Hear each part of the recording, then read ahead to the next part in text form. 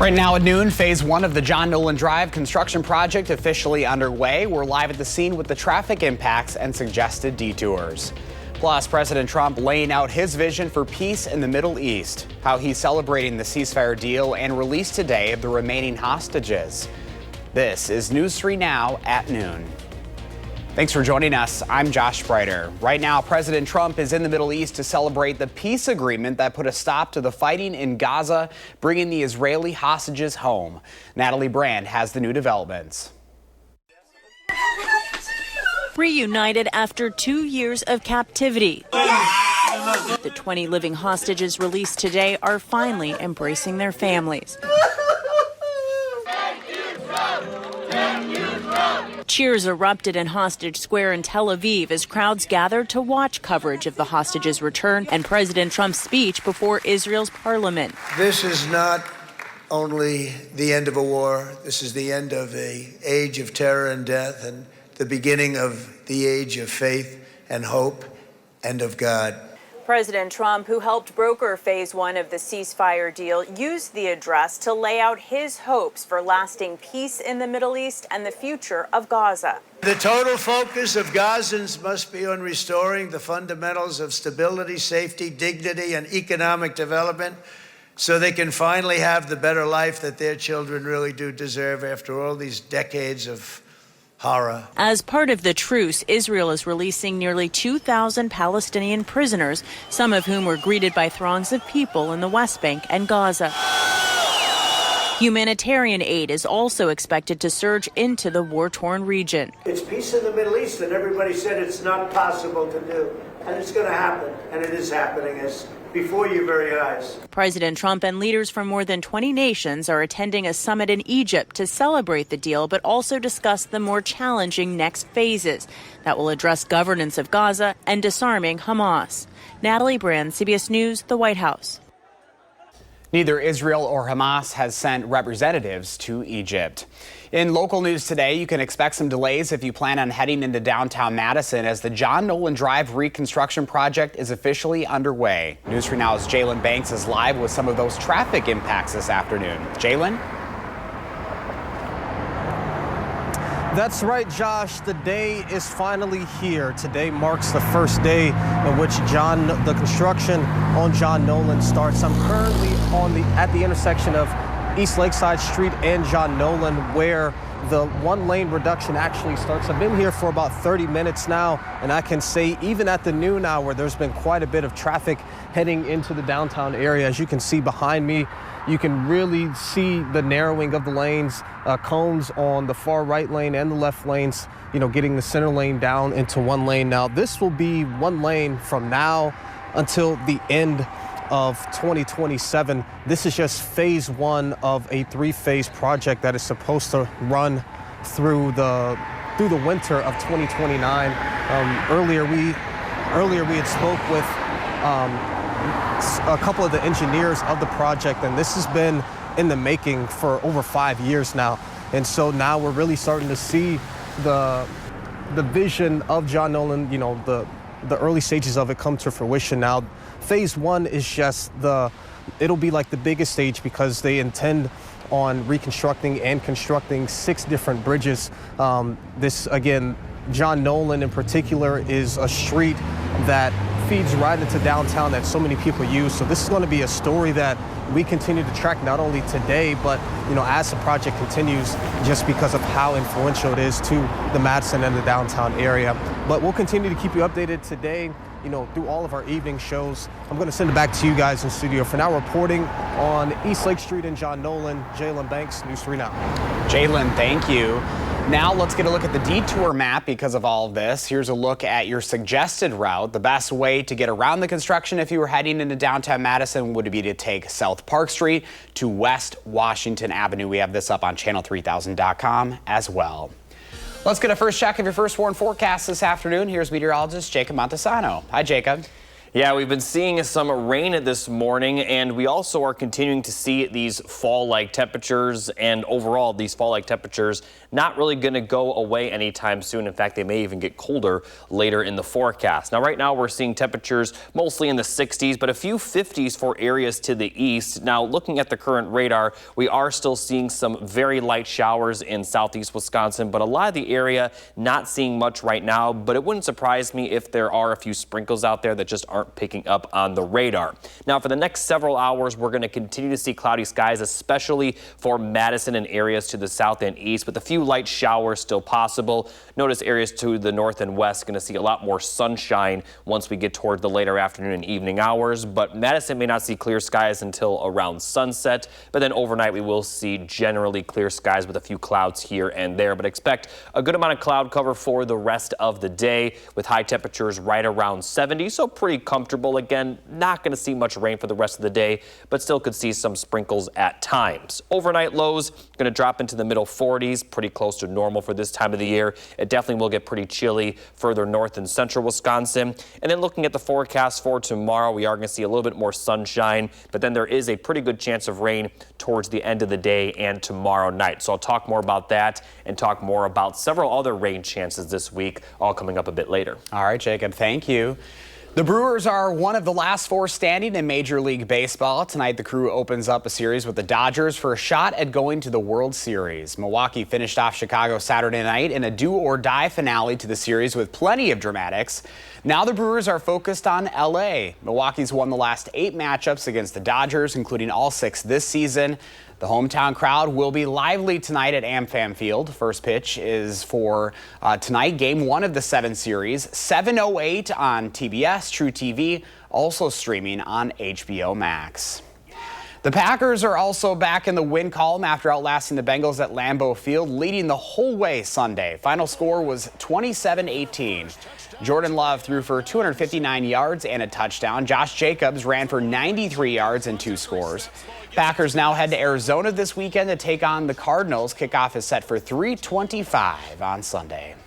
Still ahead for us on News 3 Now at noon. If you have a question or concern about your plants or garden, now's the time to send us your questions via email to tips@channel3000.com.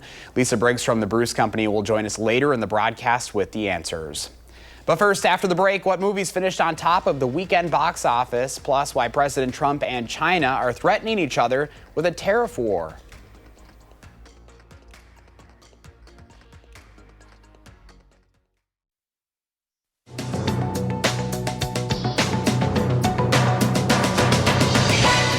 The trade tit-for-tat between the U.S. and China heated up over the weekend after President Trump threatened to slap a 100% tariff on goods from China starting November 1st or sooner, citing China's new export controls. China responded by imposing new port fees on U.S. ships. Sunday, President Trump sought to calm tensions by writing on social media, "Don't worry about China," and playing up his relationship with Chinese President Xi Jinping. The two leaders are set to meet later this month. Action-packed Tron Ares rode to the top of the weekend box office in North America with an estimated $33.5 million. Crime comedy Roof Man debuted in the number 2 spot with around $8 million, and One Battle After Another slid to third, bringing in more than $6 million.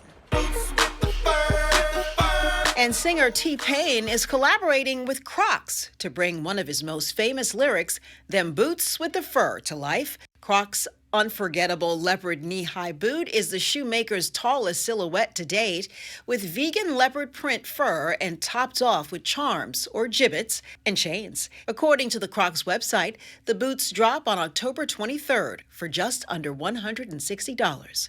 That's your CBS News Money Watch report. For more, log on to cbsmoneywatch.com. At the CBS Broadcast Center, I'm Carissa Lawson. Here's the stock report at the noon hour. The Dow is up 673 points, Nasdaq up 511, and the S&P 500 also up this hour 102. Our Call for Action volunteers are in the building taking your consumer complaints and taking action on your behalf. Call for action at 608-270-2833 or submit a claim anytime at channel3000.com/call-for-action.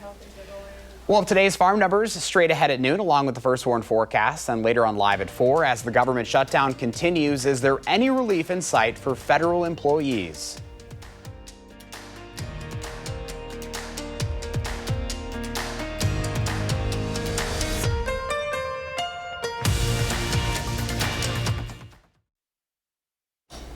Pam Yonke's out of the radio barn today, so here are your farm numbers.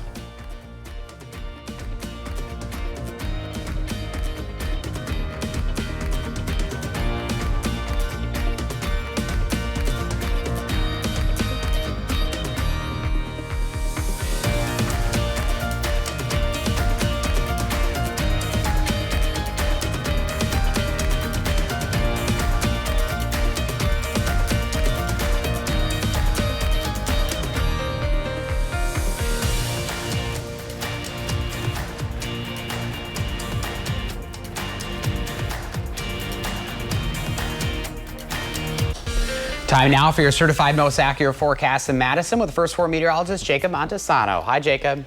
Hey, Josh, as we take a look at the 3 things you need to know, we're going to see some rain return tomorrow, especially later in the day and into the overnight hours tomorrow. And in general, we're going to stay mostly seasonable. And I say mostly because there is going to be maybe 1 or 2 days that is a little bit above normal, but for the most part, it's certainly going to stay fall-like with more rain expected once we get to the weekend. So let's focus on the rain chances. Right now, we're seeing some very light sprinkles, and that may continue at times throughout the afternoon, but any rain that does fall today for the rest of the day will be very light and very isolated with clearer skies once we get to the overnight hours. Now for Tuesday, we'll see on and off cloud cover, some sunshine at times, some mostly cloudy skies at other times, and then later in the day, we'll see some showers move into the area, once again looking to be pretty light. Now once we get to the overnight hours tomorrow, we'll see much more consistent rain move into the region. Could see some isolated thunderstorms, especially for areas north and east of Madison, but for the most part, we're just going to see some light to moderate showers, but a lot of the area definitely could see the rain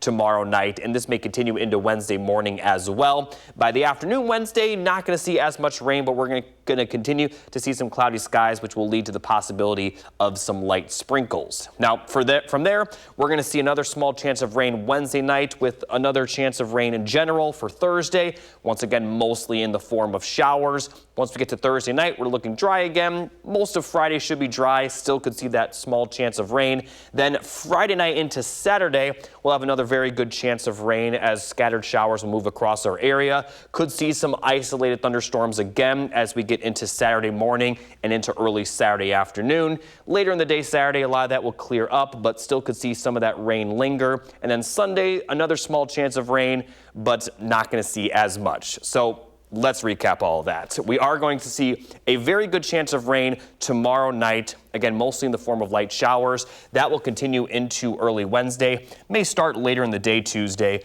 Then Wednesday night looks dry with a small chance of some showers Thursday and Thursday night, and a very good chance of rain again Friday night into Saturday with small chances of rainfall by the end of the weekend. So several chances of rainfall, but almost all of these will feature pretty light rain. Again, Tuesday night into Wednesday morning and Friday night into Saturday. Those are the 2 best chances of those showers this week. Could see some thunderstorms in both situations, but we'll mostly see shower activity. Now, as far as temperatures, for the next couple of days, they're going to fluctuate a little bit. Wednesday looks to be the coolest with highs near 60. Now, for Friday, we could get back up into the middle 70s, but that's the only day we're going to get to that point. Still going to be near 70 for Saturday before the temperatures do fall down to start next week, possibly in the 50s. And next week, we're seeing highs in the lower 60s to upper 50s for much of the week. And we also are going to see some breezy conditions by the end of this week and into early next week. So, a lot kind of going on in the forecast, but we don't have any alert days, and we're not really close to putting an alert day in the forecast, but several chances of these showers with some fluctuating temperatures and breezy conditions. It's to be expected this time of the year to, see some temperature swings, but although, a high of 74 to a high in the upper 50s may feel noticeable, with the cloudy skies Friday, it's not going to feel too warm, unfortunately for some people, but in general, it's still a very fall-like forecast with several chances of rainfall, but none of these rains I'm expecting to be, a massive amount of precipitation. All right, Jacob, thank you. Hey, you can get winter ready with the First Warn Weather Team this Wednesday night at 6:30 right here on WISC-TV. Learn why bitter cold and heavy snow may be less common, how winter alerts are issued, how recent winters affect our pets, and what to expect in southern Wisconsin this season. Now let's see what Howard's up to in the Mr. Food Test Kitchen. Can you believe it's been over 500 years since Columbus discovered what he called the New World? In honor of his discovery, we thought we'd share an Italian discovery of our own. The best part? We don't even have to leave the house to enjoy the boatload of pleasure that this cake delivers. We start by baking a yellow cake mix according to the package directions. Now, while that cools, we whip up our filling, which is simply some ricotta cheese combined with a generous amount of mini chocolate chips, sugar, vanilla, and a touch of cinnamon. After that's mixed, we pop it in the fridge. While that chills, place one of the cakes on a serving platter and drizzle it with a mixture we made by dissolving some sugar in some rum and a little water. Once it soaks in, we top it with the ricotta mixture. Then the second layer of cake. This is looking amazing. We could serve this as is, but to take it over the top, we frost the whole thing with whipped cream and finish it off with some toasted almonds. I mean, between the rich filling and the flavor-drenched cake and the creamy frosting, you can't miss. So go online now so you can share the discovery of what we call cassata cake with your world. I think Columbus would sail to America all over again if he knew this was waiting for him. I'm Howard in the Mr. Food Test Kitchen, where today we discovered a more Italian way for you to say, "Ah, molto bene." Well, that's simply Italian for, "Ooh, it's so good." Ahead of noon, Lisa Briggs from the Bruce Company is here answering your plant and garden questions. Email them to tips@channel3000.com. We'll get the answers next.